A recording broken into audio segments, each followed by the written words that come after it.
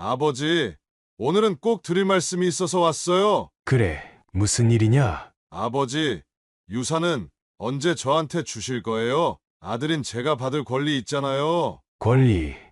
너가 평생 이군 재산도 아니면서 무슨 권리야? 그래도 전 아버지의 아들이에요. 그 돈의 절반은 제 몫이라고요. 돈이 전부냐? 넌 대체 어디서부터 잘못된 거냐? 잘못이요? 그럼 아버지는 그 많은 돈을 혼자 움켜쥐고 있는 게 맞다고 생각하세요? 이 돈은 내가 평생 땀 흘려 모은 거다. 너가 탐낼 돈이 아니야. 땀 흘려 모으셨다고요? 그럼 저희 가족은요? 아버지가 회사에만 매달려 있는 동안 우리가 얼마나 외롭게 살았는지 아세요? 그건 미안하다. 하지만 그래도 너가 이렇게 나오는 건 아니지. 미안하다고요? 이제 와서요? 그 돈 결국 저희 가족의 희생으로 번 거나 다름없어요. 그러니 당연히 제 몫도 있다고요. 이러지 마라. 돈을 줘서 너의 인생을 망치고 싶지 않다. 제 인생을 망치다니요? 웃기시네요. 그 돈이 있으면 제 인생이 얼마나 달라질 수 있는지 아세요? 돈으로 행복해질 순 없어. 너 스스로 힘으로 살아가는 법을 배워야 해. 그래요? 그럼 한번 두고 보시죠. 아버지가 그렇게 사랑하는 그 돈, 제가 어떻게 하나 잘 보세요. 뭐라고? 이제 시작이에요. 제가 어디까지 갈 수 있는지 보여드리죠. 넌 정말 내가 널 어떻게 키웠길래 이 모양이냐? 그렇게 키우신 게 아버지 잘못 아닙니까? 이제 와서 후회해봤자 소용없어요. 이 짓을 그만두지 않으면 난 너를 아들로 인정하지 않겠다. 좋아요. 저도 이제 아버지를 아버지로 여기지 않을게요. 그저 제 돈을 가진 남일 뿐이에요. 너가 정말 그렇게 나오겠다면 어쩔 수 없구나. 전 절대 포기 안 할 거예요. 그래, 끝까지 가보자. 내가 널 어떻게 다시 바로 세울 수 있을지 지켜보거라. 안녕하세요. 이번 사연은 71세 강석훈 할아버지의 사연입니다. 강석훈 할아버지의 사연을 들으시면서 따뜻한 위로와 격려, 그리고 따끔한 조언을 댓글에 남겨주시면 강석훈 할아버지께 큰 위안과 힘이 되니 많은 댓글 부탁드리겠습니다. 그럼 사연 바로 시작하겠습니다. 저는 올해 71살의 강석훈이라고 합니다.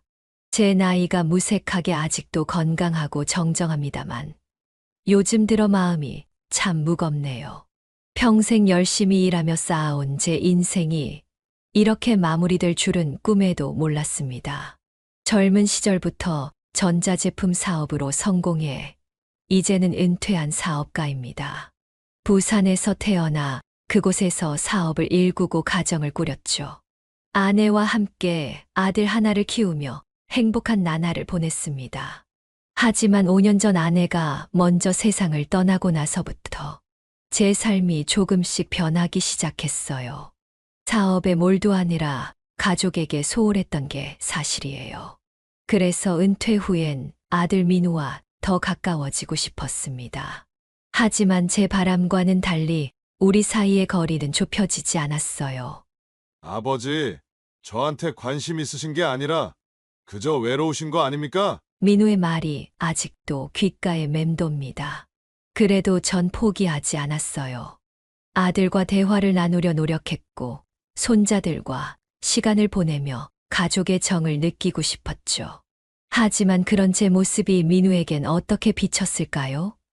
어느 날 민우가 불쑥 저희 집을 찾아왔을 때 전 모든 게 바뀔 거란 희망을 품었습니다. 그런데 아들의 입에서 나온 말은 제 가슴을 후벼 팠어요.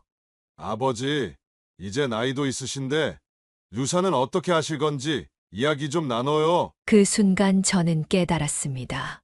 외아들인 민우는 제가 평생 모은 재산을 탐내고 있었고 그동안 저를 아버지가 아닌 돈으로만 보고 있었다는 거요. 그날 이후로 제 인생은 송두리째 뒤바뀌게 됐습니다. 어떻게 제 피부치가, 그것도 하나뿐인 아들이 이럴 수 있을까요? 이제부터 제가 겪은 이야기를 들려드리겠습니다. 부디 제 마음을 이해해 주셨으면 좋겠네요. 사실 제가 이렇게 제 이야기를 털어놓는 것도 쉽지 않네요. 하지만 누군가는 들어줬으면 하는 마음에 이렇게 용기를 내봅니다. 어쩌면 저와 비슷한 처지에 있는 분들께 작은 위로가 될 수 있지 않을까 하는 마음도 있고요. 제 아들 민우는 이제 49입니다. 어릴 적엔 그렇게 착하고 순했던 아이였는데 말이죠.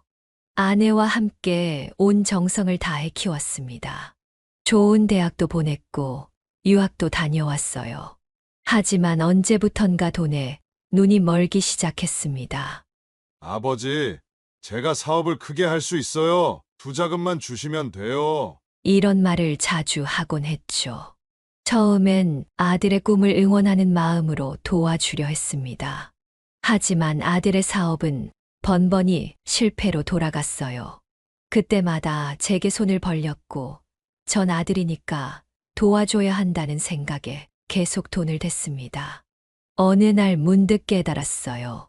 제가 아들에게 물고기를 잡아주기만 했지 물고기 잡는 법을 가르쳐 주지 않았다는 걸요. 그래서 더 이상의 경제적 지원은 하지 않겠다고 선을 그었습니다. 그때부터 민우와의 관계가 서서히 틀어지기 시작했어요.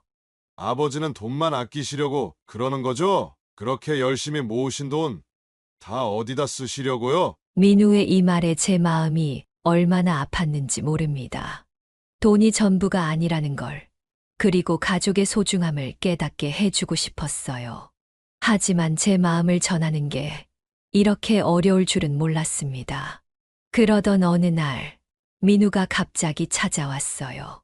처음엔 오랜만에 아들이 찾아와 반가웠죠. 하지만 민우의 입에서 나온 말은 제 가슴을 무너뜨렸습니다. 아버지, 솔직히 말씀드릴게요. 저희 가족이 아버지의 유산을 상속받을 자격이 있다고 생각해요. 지금 당장은 아니더라도 앞으로의 계획을 세워야 하지 않겠어요? 그 순간 저는 말문이 막혔어요. 제 아들이 제가 아직 살아있는데 벌써부터 유산을 탐내고 있다니. 이게 현실이라니 믿기지 않았습니다. 이렇게 우리의 갈등은 시작되었고 제 인생 최대의 시련이 찾아왔습니다. 그날 이후로 제 일상은 완전히 뒤바뀌었어요. 아내와 사별하고 나서 조용히 지내던 제 삶에 폭풍이 몰아치기 시작한 거죠. 민우는 거의 매일 전화를 걸어왔어요. 처음엔 그저 안부를 묻는 척했지만 대화는 항상 돈 얘기로 끝났습니다. 아버지, 제 사업이 지금 중요한 시기예요. 투자금만 조금 더 있으면 대박이 날 것 같아요. 이런 말을 수도 없이 들었죠. 하지만 전 더 이상 속아 넘어가지 않았어요. 민우야, 너 힘으로 해봐라. 아버지가 평생 일구어온 것을 너에게 그저 줄 순 없단다. 이렇게 대답할 때마다 민우의 목소리는 점점 더 거칠어졌어요. 어느 날은 제 집 앞에 불쑥 나타나 고래고래 소리를 지르기도 했습니다. 아버지, 왜 저를 믿지 못하세요? 전 아버지의 아들이에요. 그 돈의 절반은 제 몫이라고요. 그런 아들의 모습을 보는 제 마음이 어떻겠어요. 가슴이 찢어지는 것 같았죠. 이웃들의 시선이 따가워 민우를 집 안으로 들였어요. 얘야, 진정해라. 우리 차 한잔 하면서 얘기해보자. 하지만 민우는 제 말은 귓등으로도 듣지 않았어요. 아버지, 제발 현실을 보세요. 아버지 나이도 많으신데 그 돈을 다 어디다 쓰시려고요? 저희 가족을 위해서라도 미리 준비를 해두셔야 하는 거 아니에요? 그 순간 제 마음에 있던 마지막 희망마저 무너져 내렸어요. 제 아들은 이미 제가 죽기만을 기다리고 있었던 것 같았죠. 돈에 눈이 멀어 부모 자식 간의 정마저 져버린 거죠. 민우야, 내가 이렇게 변할 줄은 몰랐다. 제 목소리가 떨렸어요. 아버지가 그동안 너한테 못해준 게 뭐가 있다고 이러느냐? 민우의 얼굴이 붉어졌어요. 뭐가 있냐고요? 제가 이만큼 잘할 동안 아버지는 어디 계셨어요? 늘 회사 하시면서 저희 가족은 뒷전이었잖아요. 이제 와서 그런 말씀 하시면 어떡해요? 그 말을 듣는 순간 제 가슴이 찢어지는 것 같았어요. 맞아요. 전 사업에 몰두하느라 가족에게 소홀했죠. 하지만 그건 모두 가족을 위해서였어요. 더 나은 삶을 살게 해주고 싶었던 거죠. 그런데 이게 웬일입니까? 제 아들은 그저 돈만 바라보고 있었어요. 민우야, 아버지가 미안하다. 하지만 너가 원하는 대로 해줄 순 없어. 그건 너의 미래를 위해서도 좋지 않아. 제 말에 민우는 씩씩거리며 집을 나갔어요. 그날 밤 저는 한숨도 못 잤습니다. 제 아들이, 제가 그토록 사랑했던 아들이 이렇게 변해버렸다는 게 너무나 고통스러웠어요. 하지만 이건 시작에 불과했습니다. 제 고난은 본격적으로 시작됐어요. 그날 이후로 민우의 행동은 더욱 극단적으로 변해갔어요. 제 휴대폰은 쉴 새 없이 울렸고 문자 메시지함은 민우의 협박성 메시지로 가득 찼어요. 아버지, 이러시면 법적으로 해결하는 수밖에 없습니다. 이런 말들이 제 마음을 무겁게 눌렀죠. 어느 날은 민우가 제 집 앞에서 밤새도록 소리를 지르며 난동을 부렸어요. 이웃들이 경찰에 신고를 했고 결국 민우는 경찰서에 불려갔습니다. 그 일이 있고 나서 동네 주민들의 눈길이 달라졌어요. 덕훈 씨, 무슨 일 있어? 아들하고 무슨 일 있는 것 같던데. 이런 말을 들을 때마다 제 가슴이 찢어지는 것 같았습니다. 그러던 어느 날 며느리가 찾아왔어요. 처음엔 화해의 손길을 내미는 줄 알았죠. 아버님, 저희가 잘못했어요. 용서해 주세요. 하지만 그 말의 끝은 결국 돈 얘기였습니다. 그래도 아버님, 민우도 다 우리 가족을 위해서 그런 거예요. 조금만 도와주시면 안 될까요? 순간 화가 치밀어 올랐어요. 너희들 모두 똑같구나. 내가 모은 돈이 그렇게 탐이나? 내가 살아있는데 벌써부터 유산을 탐내다니. 목소리가 떨렸습니다. 며느리는 눈물을 글썽이며 돌아갔지만 전 더 이상 속지 않기로 했어요. 그날 밤 저는 오랜만에 옛 앨범을 꺼내 보았습니다. 민우가 어렸을 때 찍은 사진들, 온 가족이 함께 웃고 있는 모습들, 눈물이 왈칵 쏟아졌어요. 여보, 우리 아들이 이렇게 변해버렸어. 내가 뭘 잘못한 걸까? 하늘나라에 있는 아내에게 속삭였습니다. 잠을 이루지 못하고 뒤척이다 결심했어요. 이대로는 안 되겠다고 말이죠. 다음 날 아침 일찍 변호사 사무실을 찾았습니다. 변호사님, 제 아들이 제 재산을 노리고 있어요. 어떻게 해야 할까요? 변호사는 제 이야기를 듣고 심각한 표정을 지었어요. 강 선생님, 이건 단순한 가족 갈등이 아닙니다. 법적 조치가 필요할 것 같습니다. 그 말을 듣는 순간 제 가슴이 무너져 내렸습니다. 제가 그토록 사랑했던 아들과 법정에서 맞서야 한다니. 하지만 이제는 돌이킬 수 없는 강을 건넌 것 같았어요. 변호사님, 그럼 앞으로 어떻게 해야 할까요? 변호사는 차분히 앞으로의 절차를 설명해 주었어요. 집으로 돌아오는 길, 제 마음은 천근만근이었습니다. 하지만 이제 더 이상 물러설 수는 없었어요. 제 인생을 지키기 위해, 그리고 어쩌면 민우를 바른 길로 인도하기 위해서라도 이 싸움을 해야만 했습니다. 그날부터 제 삶은 완전히 달라졌어요. 평화로웠던 노년의 삶은 이제 법정 공방을 위한 준비로 가득 찼습니다. 변호사와의 상담 이후 평화로운 노년을 꿈꾸며 즐기던 취미 생활은 온데간데 없고 매일 아침 일어나면 서류를 검토하고 증거를 정리하는 일의 연속이었죠. 가끔은 내가 지금 뭐 하고 있는 거지? 라는 생각에 한숨이 나오기도 했어요. 그러던 어느 날 민우에게서 전화가 왔어요. 아버지, 만나서 얘기 좀 해요. 처음엔 화해의 손길을 내미는 줄 알고 가슴이 설렜죠. 오랜만에 만난 민우의 얼굴은 피곤해 보였어요. 아버지, 우리 이제 그만해요. 서로 상처만 주고 있잖아요. 그 말에 제 마음이 흔들렸어요. 하지만 곧이어 나온 민우의 말에 제 가슴이 철렁 내려앉았습니다. 그러니까 아버지, 재산의 반만 제게 주세요. 그러면 모든 게 해결될 거예요. 민우의 눈빛은 진심이 없어 보였어요.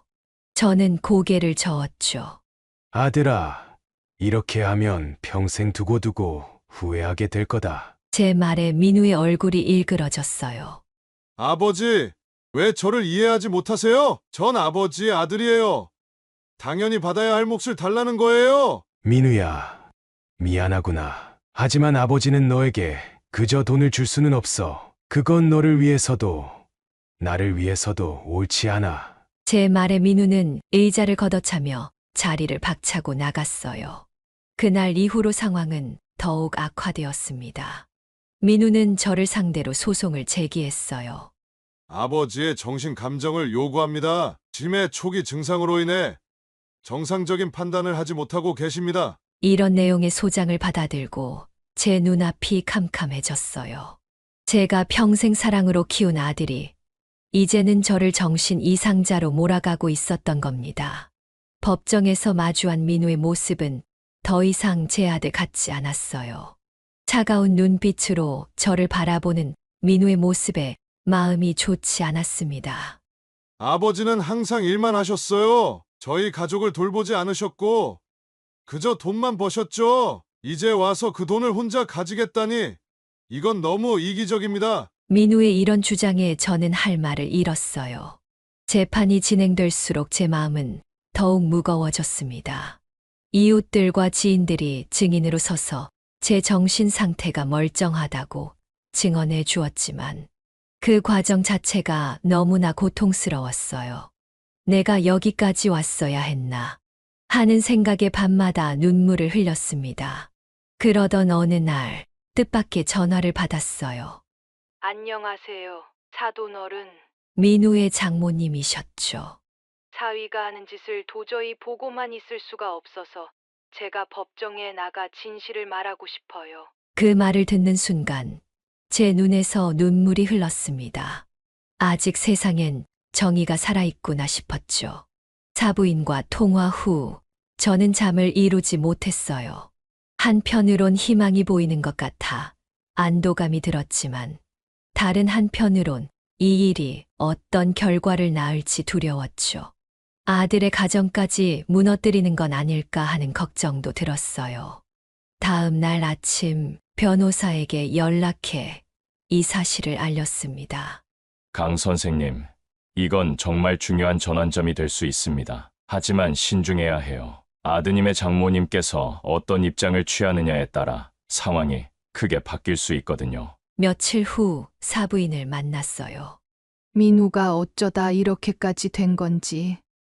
사부인의 눈에는 눈물이 고여 있었죠.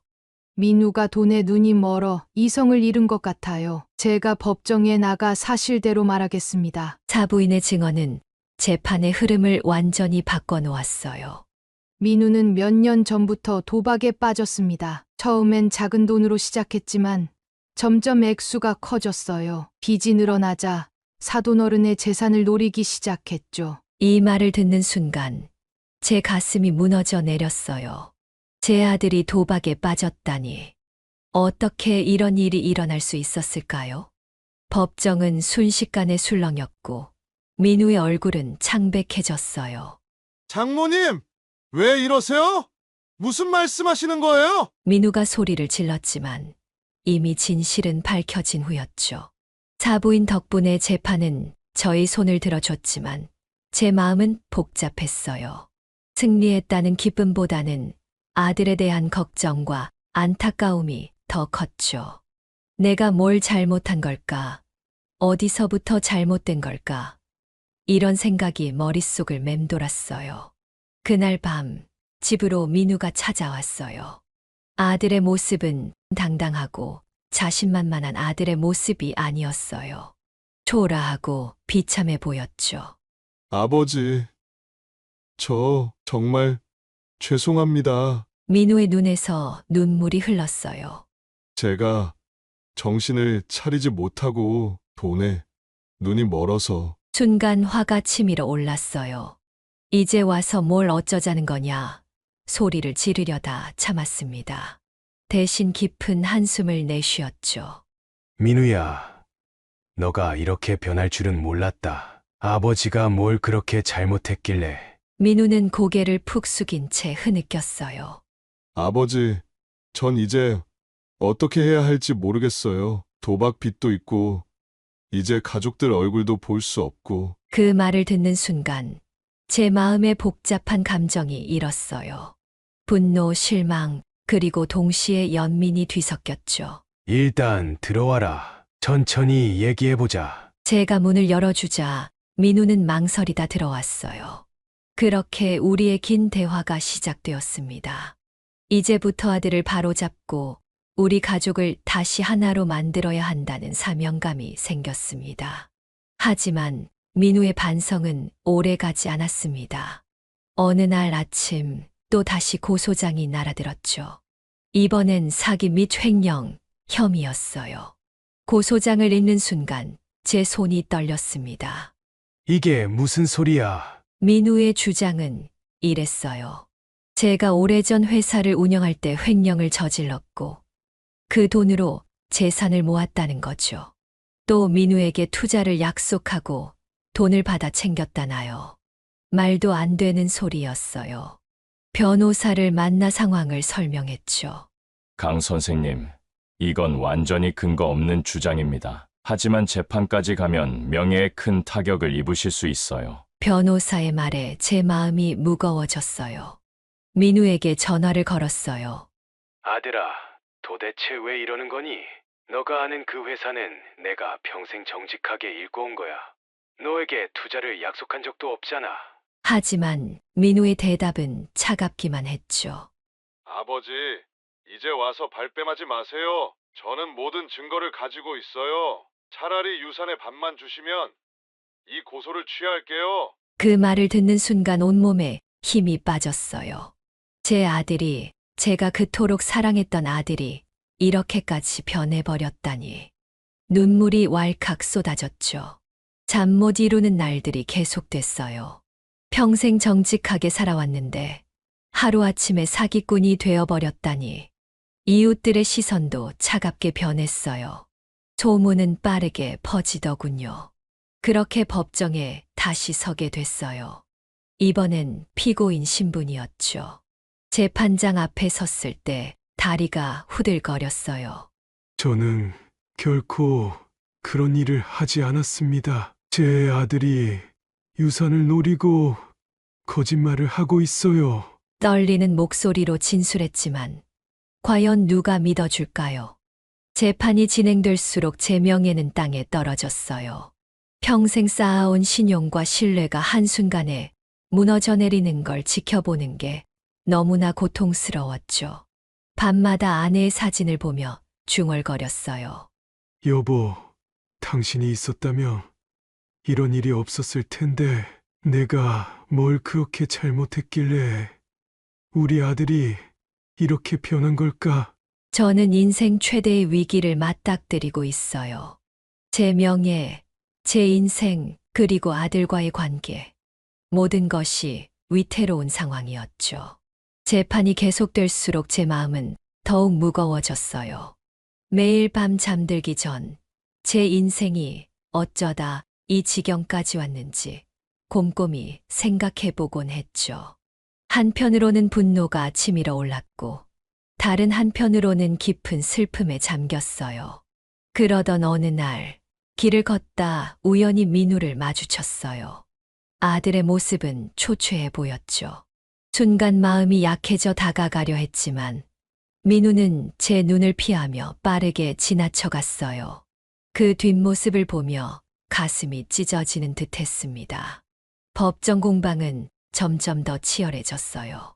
민우 측에서는 갖가지 증거라며 서류들을 제출했죠.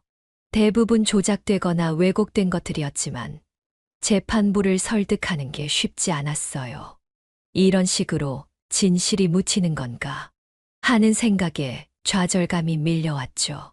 주변 사람들의 시선도 점점 더 차가워졌어요. 오랜 친구들조차 저를 의심의 눈초리로 바라보더군요. 혹시 정말 하는 표정들이 역력했죠. 그럴 때마다 제 가슴은 더욱 아팠어요. 어느 날 밤, 민우에게서 문자가 왔어요. 아버지, 이제라도 인정하고 재산의 반만 주세요. 그러면 모든 게 끝날 수 있어요. 그 문자를 읽는 순간 온몸에 힘이 빠졌어요. 잠 못 이루는 밤이 계속되던 어느 날, 문득 한 가지 생각이 스쳐 지나갔어요. 내가 정말 잘못한 게 뭘까? 왜 민우는 이렇게까지 변한 걸까? 그 순간 깨달았죠. 제가 민우에게 정작 중요한 걸 가르쳐 주지 못했다는 걸요. 돈보다 더 중요한 가치들을 말이에요. 다음 날 아침 결심했어요. 이제는 제가 먼저 나서서 이 상황을 해결해야겠다고요. 변호사에게 전화해 모든 재산을 기부하겠다는 의사를 밝혔어요. 선생님, 그러시면 당장의 재판은 유리해질 수 있지만 앞으로의 생활은 어떻게 하시려고요? 변호사의 걱정 어린 목소리가 들렸지만 제 마음은 이미 정해져 있었어요.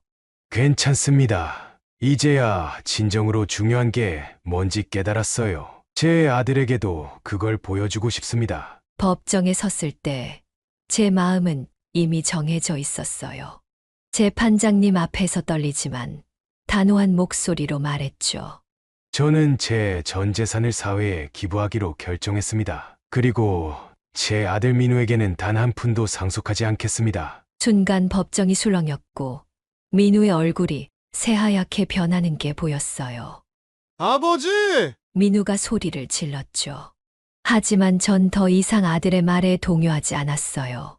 재판장님, 제 아들은 저를 속이고 협박하며 재산을 노렸습니다. 이런 아들에게 재산을 물려주느니 차라리 어려운 이웃을 돕는 데 쓰고 싶습니다. 재판이 끝나고 나오는 길에 민우가 제 앞을 가로막았어요.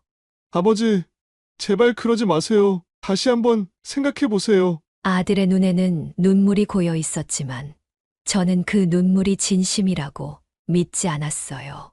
가라, 민우야. 넌 더 이상 내 아들이 아니다. 너가 원하는 건 오직 돈뿐이잖니. 그날 이후 민우의 행동은 더욱 극단적으로 변해갔어요. 제 지인들에게 찾아가 거짓말을 퍼뜨리고 심지어 제가 정신이 온전치 않다며 후견인 지정 신청까지 했더군요. 그러던 어느 날은 한밤중에 술에 취해 제 집 앞에서 난동을 부렸어요. 아버지! 문 좀 열어보세요! 얘기 좀 해요! 아들의 고함 소리에 온 동네가 들썩였죠. 결국 경찰이 출동해 민우를 연행해 갔어요.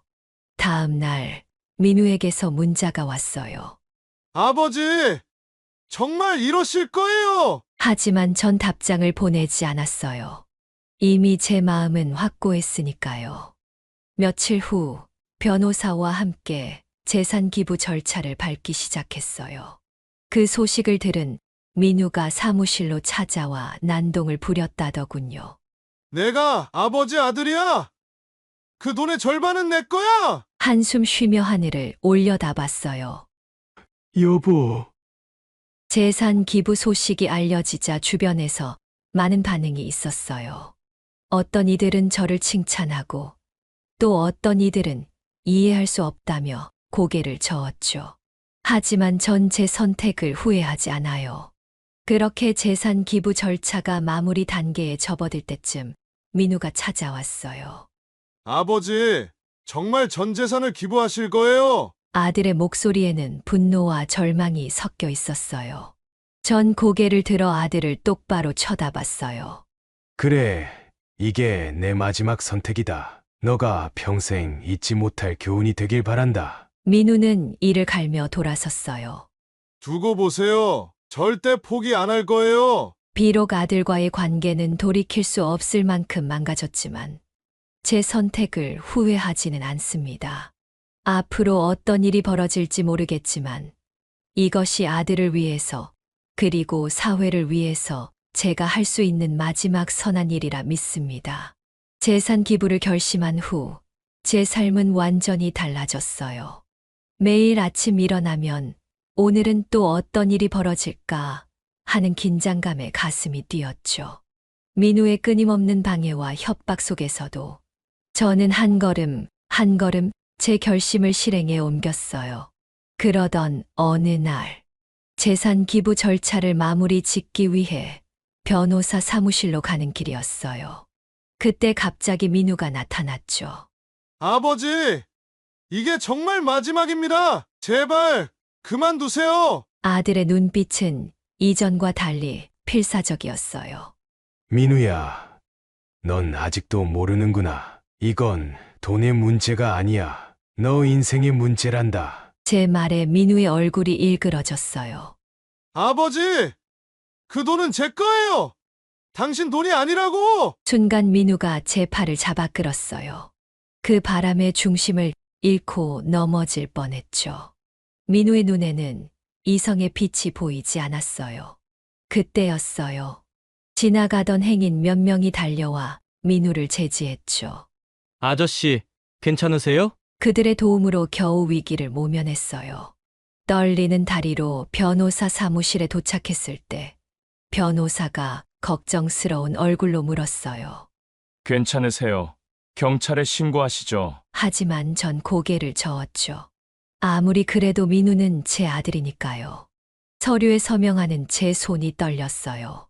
이걸로 끝이구나 생각하니 마음 한편이 무거워졌죠.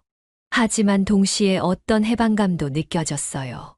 사무실을 나서는 순간 민우가 또다시 나타났어요. 이번엔 완전히 술에 취해 있었죠. 당신은 이제 아무것도 아니야. 돈 없는 그냥 늙은이라고. 아들의 고함 소리에 지나가는 사람들이 놀란 듯 쳐다봤어요.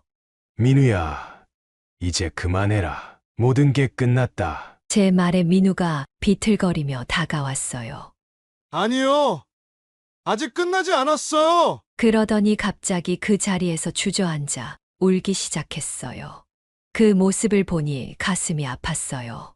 제 아들이, 제가 그토록 사랑했던 아들이 이렇게 무너져 내리다니. 하지만 이제 와서 돌이킬 수는 없었죠. 민우야, 넌 이제 너의 삶을 살아야 한다. 더 이상 내 돈을 기대하지 마라. 너의 힘으로 일어서거라. 마지막으로 한마디를 남기고 돌아섰어요.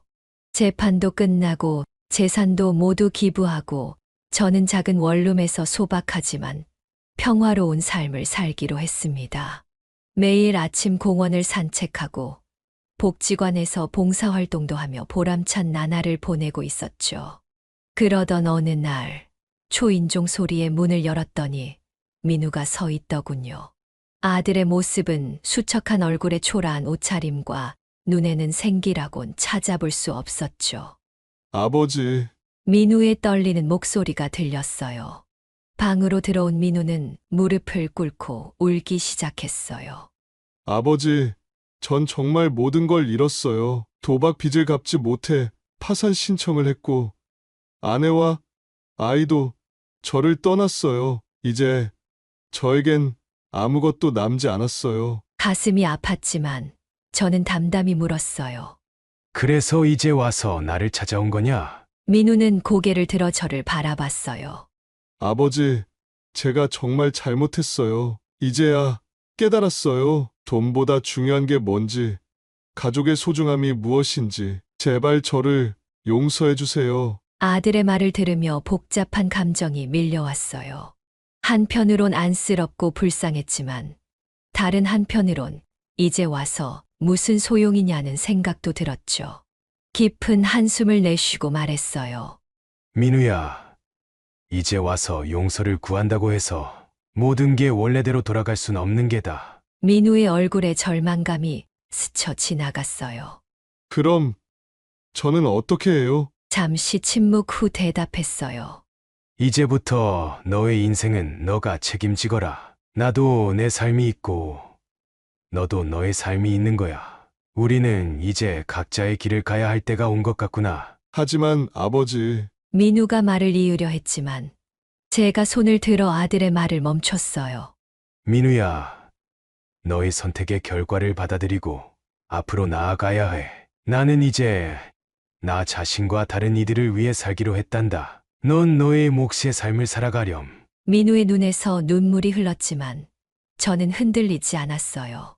이제 가거라. 그리고 앞으로는 행복하게 살도록 해. 나도 내 방식대로 행복하게 살 테니.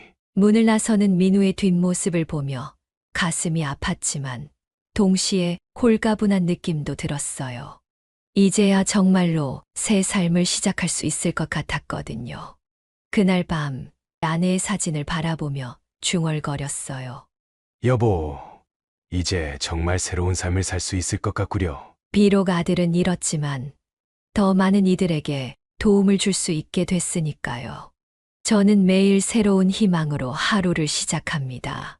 봉사활동을 통해 만난 이웃들, 보육원 아이들, 그들이 제 새로운 가족이 되어 주었으니까요. 민우도 언젠가는 자신만의 행복을 찾길 바라며 저는 제 남은 인생의 새로운 장을 열어가려고 합니다. 이것이 우리 부자에게 가장 좋은 결말이 아닐까요? 각자의 자리에서 자신만의 행복을 찾아가는 것. 그것이야말로 진정한 화해가 아닐까 생각합니다. 감사합니다. 여기까지 강석훈 할아버지의 사연이었습니다. 여러분은 어떻게 들으셨나요? 돈이 행복의 전부가 아니라는 것, 그리고 가족 간의 신뢰와 사랑이 얼마나 중요한지를 다시 한번 깨닫게 되었습니다. 때로는 힘든 선택을 해야 할 때도 있지만 그 선택이 우리를 더 나은 사람으로 만들 수 있다면 의미가 있는 것 같습니다. 오늘 이 사연을 들으시면서 여러분의 소중한 사람들을 한번 떠올려 보는 건 어떨까요? 여러분의 가정에 항상 행복과 사랑이 가득하길 바랍니다. 구독과 좋아요, 알림 설정하시면 올라오는 사연을 빠르게 받아보실 수 있습니다. 그럼 다음 사연으로 찾아뵙겠습니다. 고맙습니다.